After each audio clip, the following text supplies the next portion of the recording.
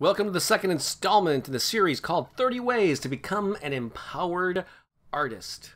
Thanks for watching. Hello, I'm Bob Baker. And yes, this series of videos is a way that I'm spreading the word about my first ever crowdfunding campaign for a new book called The Empowered Artist. But it's much more than a book. It's really a mission that I've been on, a movement to wake up people around the planet to their creative gifts and say, get off your butt, you're an artist, you have value. And it's about time you gave yourself credit for this great, wonderful gift that you have to offer the world. So if you happen to be watching this before July 2nd, 2014, please click the link below or somewhere on this page to find out how you can support this movement. Otherwise, after that, click the link anyway, because this is not ending then. There's still going to be ongoing activities related to this movement. So here's my second tip, and I think it can be best summed up with the phrase, immerse yourself in your craft. This is where you get busy doing the thing that you aspire to do. Now, in the first installment, I said that you need to give yourself permission to succeed. This covers the self-worth aspect. It's very much an internal mental thing. You've got to claim it for yourself internally first. So the second thing is bringing it into the physical world. It's the action part. And just affirming that you're an artist without coupling it with action is not going to get you anywhere. So this is the doing thing. Bottom line is, if you want to be a successful and empowered artist, you have to immerse yourself in the craft. You have to woodshed. You have to hone your skills. Therefore, if you're a musician, by God, you need to be playing, performing, maybe even writing and recording music on a regular basis.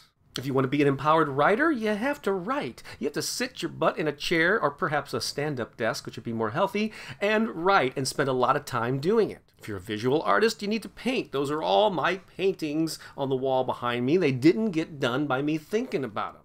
You may have heard this thing about 10 years and 10,000 hours. Malcolm Gladwell covered this in one of his books. And the basic premise there is to achieve mastery in any field, you generally have to spend about 10 years and 10,000 hours on that thing to get so good at it. Now, your mileage may vary. It may take you less time or more time, but think about the principle behind that concept. You got to put in the time. You got to put in the activity of immersing yourself in your craft to become a truly empowered artist.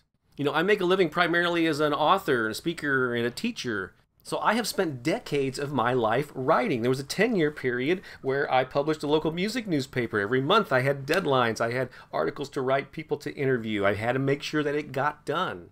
And over the past 20 years, I have written and published literally thousands of articles, blog posts, podcasts, video clips like this one, just consistently cranking out content.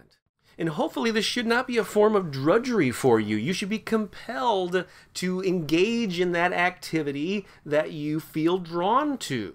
Whether it's painting or acting or playing music or the written word or poetry, whatever it is, hopefully you're drawn to do that. And you have to do it on a regular basis to get really good at it. You want to achieve mastery. You want to achieve excellence in your field. You want to be so damn good that they can't ignore you. I believe that's a line from a Steve Martin book.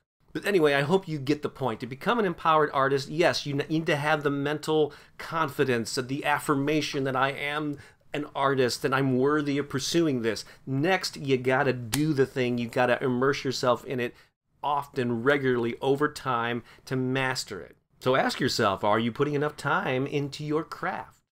Are you honing and refining your skills? In fact, since I just asked the question, I would love you to comment in the comments below or somewhere on this page what you think about this aspect. Is it something you struggle with? Is it something that comes naturally to you? Do you think it's an important element of even becoming an empowered artist? Again, if you're watching this before July 2nd, 2014, please click the link below or somewhere on this page and find out how you can support the Empowered Artist movement and book launch. You receive all kinds of perks depending on the level of your support. You can start at $10. It's real easy. And again, if you're watching after July 2nd, click the link anyway, because I'll be updating that page with ongoing activities related to this empowered artist movement.